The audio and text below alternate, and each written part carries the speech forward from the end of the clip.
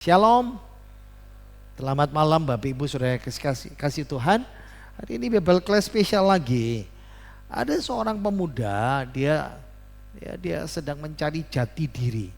Jadi dia anak Tuhan, anak orang Kristen. Dia bilang, saya baca Alkitab, tapi saya mau cari kebenaran, katanya begitu. Lalu dia menemukan bahwa Alkitab kita ini unik. Karena kitab-kitab yang lain, ya, kitab-kitab yang lain itu penulisnya cuma satu. Penulisnya satu dan bukunya ditulis oleh satu orang itu. Tapi beda. Alkitab kita yang kita punyai, yang kita pegang itu kan namanya aja ada kitab-kitab. Ada surat-surat itu. Lalu dia pakai logikanya dan berkata, bukankah logikanya itu kalau satu penulis itu berarti bisa terpercaya. Kalau logikanya penulisnya banyak, kan bisa beda-beda. Orang yang tulis beda, isinya juga beda, agak susah dipercayai. Oke, jadi saya pikir saya harus jawab ini ya. Ingat, fakta Alkitab kita tidak bisa bantah ya. Memang Alkitab itu banyak penulisnya. Jadi fakta tentang Alkitab kita disebut Alkitab. Kalau bahasa Inggris itu Alkitab itu bukan kitab Allah, salah ya. Itu dari bahasa Arab al dan kitab. Jadi al itu seperti the book, buku itu ya. Satu buku, dua bagian, Perjanjian Lama dan Perjanjian Baru, dan itu 66 kitab. Ya, ada 66 kitab. Dan Alkitab kita ini ditulis di 3 benua. Ya, yang pertama ada di Afrika, itu di Mesir ceritanya. Musa menulis juga di sana di padang gurun. Lalu di Asia dan juga di Eropa. Jadi bayangkan ya, Alkitab kita ini 66 kitab ditulis di 3 benua, Afrika, Asia dan Eropa. Waktunya 2000 tahun. Jadi penulis-penulis itu menulisnya kalau di jumlahnya 2000 tahun. Nah, kurang lebih 40 penulis. Dan ada satu penulis, nulis 2 kitab, nulis 3 kitab, nulis 4 kitab. Nah, seperti itu ya. Jadi ada 40 penulis kira-kira. Profesinya macam-macam. Ada yang gembala, ada yang petani, ada yang raja, ada yang cendekiawan, ada nelayan, ada nabi, ada jenderal militer, ada pejabat, ada juru minuman, ada imam, pendeta, macam-macam itu. Tapi fakta yang tidak bisa terbantahkan adalah Allah yang menciptakan dunia ini, dia juga yang menciptakan Alkitab. Dalam tanda petik menciptakan itu ya. Kenapa? Nah ini ayat yang mungkin saudara suka sering baca dan sering dengar, mungkin perlu dihafal sama kita ya. Abaikan yang tanda kurung, kita baca 2, 3. Segala tulisan yang diilhamkan Allah memang bermanfaat untuk mengajar, untuk menyatakan kesalahan, untuk memperbaiki kelakuan, dan untuk mendidik orang dalam kebenaran. Nah, ini kan dibahas, ayat ini kan dibahas ya, Bible Class yang lalu ya, Bible Class spesial kita yang lalu, bagaimana berapologetika secara sederhana. Harus dari Alkitab, karena Alkitab itu ngajar, menyatakan kesalahan, memperbaiki kelakuan dan mendidik. Tapi saya mau konsentrasi kepada kata segala tulisan yang diilhamkan, dalam bahasa Inggrisnya inspire. Nah, di bahasa Indonesia kan inspirasi itu. Jadi Alkitab itu diciptakan dalam arti diinspirasikan. Diinspirasikan oleh Allah itu sendiri. Tapi tunggu dulu. Nah, kalau dengar inspirasi, seringkali orang Kristen berpikir seperti ini. Dapat inspirasi lalu orang tulis sembarangan. Nah, itu beda. Ya. Diinspirasi bukan seperti itu. Kata segala tulisan yang diilhamkan, theopneustos ya, itu inspired dalam bahasa Inggrisnya. Jadi gambaran Alkitab walaupun banyak penulis, itu semuanya diilhamkan oleh Allah. Kan bahasa Latin pakai kata inspire. Kalau bahasa aslinya Ibri Yunani dikatakan theopneustos, dihembuskan ke dalam. Nah kalau perjanjian lama itu pakai kata neshama. Kalau saudara masih ingat, ini pernah saya bahas waktu Kristen progresif. Ya, tapi kalau enggak, saudara pasti sudah lupa ya. Jadi ketika Tuhan menciptakan Adam dan Hawa, Adam dulu ya.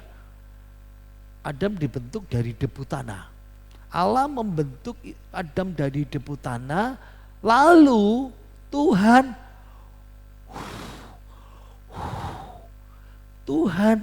inspire. Tuhan menghembuskan nafasnya. Lalu Adam menjadi makhluk hidup. Nah, gambaran seperti itu ya. Ini yang menolong saudara dan saya untuk mengerti ketika Alkitab disebut inspire ya, theopneustos, dihembuskan ke dalam, itu ceritanya sama persis waktu ketika Adam pertama kali dibentuk dari debu tanah, belum sebagai makhluk hidup, lalu Allah menghembuskan ke dalam. Nah itulah sebabnya ini berarti Alkitab itu walaupun Allah pakai penulis, tapi diinspirasikan oleh Allah. Makanya segala tulisan yang dinafaskan, segala tulisan yang dihembuskan ke dalam, segala tulisan yang diciptakan itu, apa itu? Alkitab. Nah kita balik lagi ya, abaikan yang tanda kurung. Kita baca 2, 3, segala tulisan yang diilhamkan Allah, segala tulisan pasagrafe yang diilhamkan, diinspirasikan, dinafaskan, dihembuskan ke dalam, diciptakan. Apa segala tulisan? Ini ayat 2 Timotius pasal 3 ayat 16. Ayat sebelumnya segala tulisannya disebut di sini. Timotius diberitahu, kamu dari kecil sudah mengenal kitab suci, hierogramata. Nah, semua hierogramata, kitab suci itu, kitab suci yang mana? Ada banyak kitab suci, betul. Tapi kitab suci yang jelas, spesifik, yang memberi hikmat, menuntun engkau kepada keselamatan oleh iman kepada Yesus Kristus Yesus. Nah, segala tulisan yang disebut kitab suci itu, yang diciptakan Tuhan, yang dihembuskan itu, khusus yang menuntun engkau kepada keselamatan. Apa itu? Berarti Alkitab. Jelas sekali. Jadi hari ini membuat kita paham ya,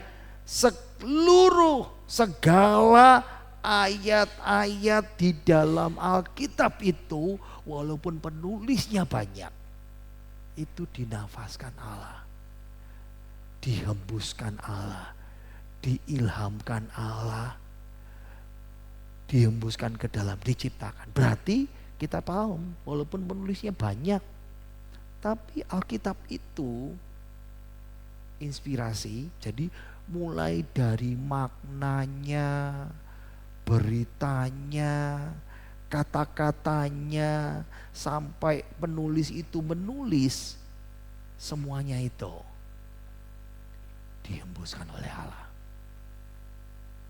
Nah saudara harus paham, wow, kayak gitu ya Alkitab kita. Jadi beda, Alkitab kita ini bukan dikte. Ya, kalau dikte itu sama seperti gini ya, tulis, Tuhan adalah juru selamat. Orang cuma penyalin, didikte. Enggak. Allah memberikan inspirasi kepada penulis itu. Yang mana? Dari maknanya, beritanya, kata-katanya sampai ditulis, itu dinafaskan oleh Allah. Dari sini kita bisa paham. Seluruh ayat, semua ayat dalam Alkitab itu kenapa disebut hierogramata, kitab suci. Itu sebabnya Alkitab seluruhnya disebut kitab suci. Walaupun dunia menjulukinya Alkitab buku saja, tidak ada sucinya. Ya, dari sini kita bisa paham inspirasi itu apa? Pekerjaan Allah lewat Roh Kudusnya. Yang pertama, menggerakkan siapa? Para penulis. Ingat ya, penulisnya ada 40-an. Satu orang digerakkan, dikuasai, dipimpin untuk nulis. Maka kenapa penulisnya beda-beda? Sesuai dengan kemampuannya, sesuai dengan kepribadiannya, sesuai dengan gaya mereka. Kalau dia seorang gembala, ya gayanya gaya gembala. Kalau dia seorang jenderal, ya gayanya jenderal. Kalau dia dokter seperti Lukas, dia tulis. Siapa sih gembala? Ya Daud. Nah ya, siapa jenderal? Yosua, seperti itu. Siapa dokter? Lukas. Lalu melayani siapa? Petrus, seperti itu. Menyusun serta menulis perkataan yang Tuhan kehendaki. Makanya tanpa salah. Tanpa salah sampai selesai ditulis dalam bahasa asli. Nah, masalahnya ketika mulai proses penerjemahan, bahasa itu ada kata keterbatasan. Jadi dari bahasa asli ketika diterjemahkan ke dalam bahasa Indonesia, ini ada satu kata. Makanya kadang-kadang kalau saya khotbah, ingat ya, ini katanya ini kata seperti ini. Kata ini bisa artinya 4. Nah, beda kan? Nah, misalnya gitu. Kata bahagia misalnya ya. Nah, Efesus pasal 6 ayat 1 sampai ke 3. Hormatilah ayahmu dan ibumu. Ini adalah suatu perintah yang penting seperti yang nyata dari janji ini. Ayat ketiga, supaya kamu berbahagia dan panjang umurmu di bumi. Kata bahagia makarios. Makarios itu bisa 4. Bisa bahagia, bisa diberkati dan macam-macam seperti itu. Karena keterbatasan bahasa penerjemahan, makanya dalam bahasa aslinya seperti itu. Jadi dalam proses menulis, ingat ya, kalau ditanya Allah yang ciptain, tapi dia pakai penulis banyak. Dia pakai kurun waktu yang panjang seperti ini. Kenapa mesti begitu? Karena proses ini menggambarkan Alkitab itu satu. Komplit. Ceritanya utuh, tidak terpisah. Tidak ada yang bertentangan. Luar biasa. Luar biasanya di mana? Kesatuan Alkitab yang luar biasa. Tidak seperti agama lain, kitab yang lain.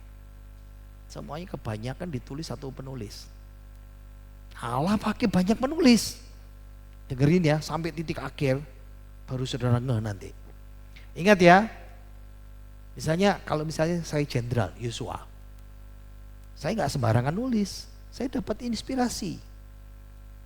Balik lagi ya, mulai dari makna, berita, kata-kata dituntun. Tapi pakai gaya saya. Cerita tentang perangnya di situ. Kenapa? Karena Roh Kudus punya tujuan. Kalau kenapa pakai jenderal ini? Lagi cerita tentang penaklukan Kanaan.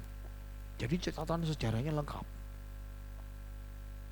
Nah, tapi kalau misalnya untuk para jemaat, para anak Tuhan, pembacanya, kalau misalnya Tuhan mau memberikan instruksi doktrin, pakai imam, pendeta diajarin. Nah, kalau moral, bisa raja, bisa nabi, penghakiman, serem itu, doktrin, dorongan, nasihat, makanya macam-macam. Tempat penulisannya macam-macam, ada yang ditulis di istana, ada yang di penjara, ada yang di padang gurun, ya Daud, ya tahu, ada yang di penjara, Paulus, ada yang di padang gurun, Musa, ada yang di pengasingan, Nehemia dan sebagainya, ada yang sedang dalam perjalanan, termasuk Esra salah satunya. Makanya jandranya bisa narasi. Kalau baca Alkitab, narasi itu cerita, senang kita ya. Pada mulanya Allah menciptakan langit dan bumi. Bumi belum berbentuk dan kosong. gelap gulita menutupi samudera ayah, dan roh Allah melayang di atas permukaan ayah. Berfirmanlah Allah, jadilah terang. Wah, seneng cerita. Tapi kalau genrenya sejarah, wah jangan lumayan lah. Kalau seneng sejarah itu, oh iya ini kan ceritanya kayak dulu gini. Hukum, yang mana itu? Kitab Imamat misalnya. Ini hukum yang seperti ini. Hukum pada pemerintah kayak apa? Hukum sesama, hukum sama Tuhan gimana? Puisi. Itu kitab puisi itu banyak ya, salah satunya Kidung Agung, Amsal, seperti itu. Nubuatan, kitab-kitab nabi-nabi, ada 12 kitab. 5 kitab besar, 5 kitab kecil. Ada peribahasa, salah satunya Amsal. Jadi makanya Tuhan kenapa pakai banyak penulis? Karena Tuhan mau lengkap, komplit yang seperti ini. Di satu sisi ada sentuhan pribadi. Gembala seperti Daud, Mazmur 123. The Lord is my shepherd, I shall not want. Tuhan adalah gembalaku, takkan kekurangan aku. Daud gembala, tapi dia gambarin aku ini domba. Ada yang petani, ada yang raja, Salomo, cendekiawan, Daniel, nelayan, nabi. Makanya ada gaya bahasanya itu ketok. Jadi makanya kalau saudara baca kitab, ya, kalau bisa belajar bahasa asli ya, ketika belajar misalnya Injil Lukas, itu ada istilah-istilah kedokteran muncul di situ. Kenapa? Karena yang nulis tabib, dokter, ya bahasanya misalnya di kitab Daniel. Nah Daniel itu ada bahasa Ibrani, ada bahasa Aram. Kok bisa bahasa Aram? Karena dia dibuang di Babel. Makanya ada bahasa Aram di situ. Ada ekspresi emosional, misalnya si Nahum, ya. Siapa lagi? Yunus disuruh Tuhan emosi. Kayak kita ya, kadang-kadang disuruh itu aku nggak gitu ya, marah-marah ya seperti itu ya. Frustrasi, kegembiraan, cinta itu Kidung Agung. Ada banyak istilah. Nah, meskipun ada begitu keragaman di Alkitab, tapi semuanya konsisten. Alkitab itu tidak pernah bertentangan, ceritanya dari awal sampai akhir. Ada tema besarnya.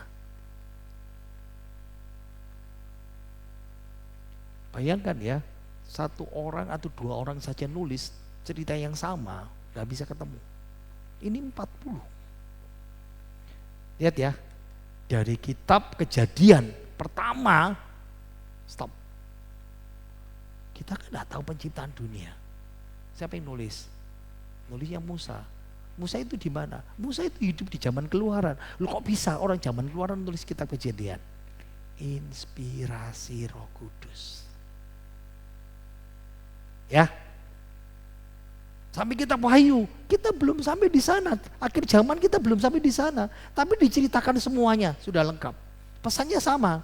Manusia suka berontak, kita ini suka berontak sama Tuhan, berulang-ulang. Tapi Tuhan terus-menerus menyelamatkan kita. Tapi ada satu masa di mana Tuhan berkata stop. Janji-janji di perjanjian lama, 39 kitab itu digenapi dalam perjanjian baru, 27 kitab Yesus. Baik Alkitab maupun sejarah. Lihat ya, yang menarik ini. Ada banyak catatan sejarah dunia itu diambil dari Alkitab. Kenapa? Karena dunia tidak punya catatan itu. Makanya zaman sekarang ini dunia kepingin membelokkannya. Gimana caranya supaya tidak percaya Tuhan? Dibikin teori baru evolusi yang dipercaya orang sampai sekarang. Ingat ya, cerita dari awal yang kita nggak pernah tahu sampai titik akhir zaman. Sang pencipta menuliskannya dalam harmoni yang mulus. Semua ceritanya dan itu dilengkapi semuanya di situ. Kita nggak ngerti. Saudara bisa bayangkan ya. Saya sudah belajar Alkitab banyak sekali. Sudah sekolah banyak sekali. Tapi kalau belajar itu, wow, asik juga ya. Selalu menemukan sesuatu yang indah itu di situ. Jadi kesatuan kitab suci, Alkitab itu menunjukkan inspirasi supernaturalnya. Kalau enggak Tuhan yang tulis, kalau Tuhan enggak ciptakan, kalau Tuhan enggak menafaskan, menginspirasikan para penulis itu, enggak bisa cerita nyambung seperti ini. Hanya satu Allah yang benar dan kudus yang bisa memberikan kita Alkitab yang sempurna, yang mengungkapkan pesan-pesan yang tidak tertandingi. Allah mengasihi kita. Ciptaannya di situ. Saya tidak mau panjang-panjang ya. Ini masalahnya. Ada 66 kitab. Pesannya satu. Misalnya cerita penciptaan. Musa tulis, pada mulanya Allah menciptakan langit dan bumi. 4000 tahun kemudian Yohanes nulis, segala sesuatu diciptakan oleh Allah. Yesus berkata, pada mulanya Allah menjadikan mereka laki-laki dan perempuan. Ini Matius 19, kasus orang mau cerai. Bayangkan ribuan tahun pesannya sama. Makanya dunia kan membelokkan kan. Sains itu ngajarin orang supaya ada yang betul, tapi ada sains yang kepingin menyesatkan orang supaya tidak percaya Tuhan. Oh, Big Bang teori dunia ini diciptakan dari ledakan-ledakan seperti ini. Enggak bisa. Cerita lagi tentang banjir Nuh. Musa menulis, Nuh masuk ke dalam Batra, Kejadian pasal 6. Air menjadi sangat banyak dan semua makhluk yang bergerak di bumi itu mati. Musa tulis. Petrus menulis, dunia yang dahulu binasa karena air bah. Yesus bilang, Nuh masuk ke dalam Batra, lalu datanglah banjir dan melenyapkan mereka semua. Pesannya sama. Tapi dunia sekarang bilang apa? Oh enggak, ini zaman es. Oh jutaan tahun yang lalu, miliaran tahun yang lalu. Kenapa? Karena mau nolak firman Tuhan. Cerita tentang kebangkitan Yesus. Daud menubuatkan, engkau tidak akan meninggalkan aku di dunia orang mati. Engkau tidak akan membiarkan orang kudusmu melihat kebinasaan. Yang menarik ini ya, waktu Daud nulis dalam Mazmurnya, saya mulai mikir gini, Daud ngerti apa enggak ya? Pasti enggak. Pasti ngerti sedikit lah, tapi enggak ngerti banyak utuh seperti kita. Kalau kita ini ngertinya sekarang sudah utuh, kenapa? Karena kita sudah lihat semuanya ceritanya. Walaupun belum selesai Tuhan kan sudah kasih sempurna. Wow. Paulus yang menentang Yesus itu bukan Allah, Yesus itu penyesat. Ketika diubahkan, Kristus dikuburkan dan bangkit kembali pada hari ketiga. Di 1 Korintus dia bilang begitu. Yesus bilang sendiri, hancurkan bait suci ini dan dalam 3 hari aku akan membangunnya kembali. Bisa lihat kesatuan ini? Soal penciptaan, dunia ini nanti dihancurkan dan Tuhan ciptakan yang baru. Yesaya sudah ngomong. Dia tulis dalam kitab Yesaya pasal-pasal terakhir. Aku akan menjadikan langit yang baru dan bumi yang baru, firman Tuhan. Yohanes pasal 21. And I saw, dan aku melihat new heaven and new earth. Bumi yang baru, langit yang baru, surga yang baru, dan bumi yang baru. Yesus di Yohanes pasal 14, aku pergi untuk menyediakan tempat bagimu. Bisa tangkap ini semuanya? Semuanya cerita itu nyambung.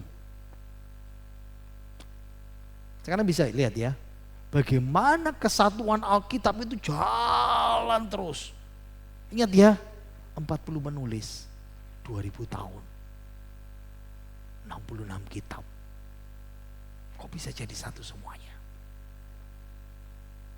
Sekarang itu penjelasan Alkitab. Saya mau pakai logika saja. Ini yang terakhir. Saya kasih tambahan jawaban dengan logika. Kita bicara hukum dunia, hukum agama. Ingat ya, hukum dunia, hukum agama. Agama Kristen dan agama non-Kristen. Mensyaratkan minimal harus ada 2-3 orang saksi, maka itu alat bukti yang sah. Betul apa enggak? Oke? 1 2 Korintus 13 ayat yang pertama. 2, 3. Baru dengan keterangan 2 atau 3 orang saksi, satu perkara sah. Hukum dunia mengadopsi itu dan menyatakannya sampai sekarang. Kalau ada pengaduan, saksinya cuma 1 ditolak. Stop ya, Alkitab kita ini saksinya berapa? 40 bro. Ceritanya sama enggak semua? Sama. Cukup 2 saja, cukup 3, sah. Tapi Tuhan berkata enggak, 40. Sekarang bisa kita jawab. Penulis Alkitab banyak dan kitab lain cuma 1. Mana yang dipercaya? Sekarang mana yang paling terpercaya? Itu sebabnya bodoh sekali kalau orang meninggalkan Yesus. Bodoh sekali kalau orang meninggalkan keselamatan dalam Yesus. Bodoh sekali kalau orang meragukan keselamatan dalam Yesus. Kenapa? Karena Alkitab sudah mengatakan keselamatan hanya dalam Yesus. Alkitab kita ini teruji. Jangan mau dilemahkan oleh yang lain.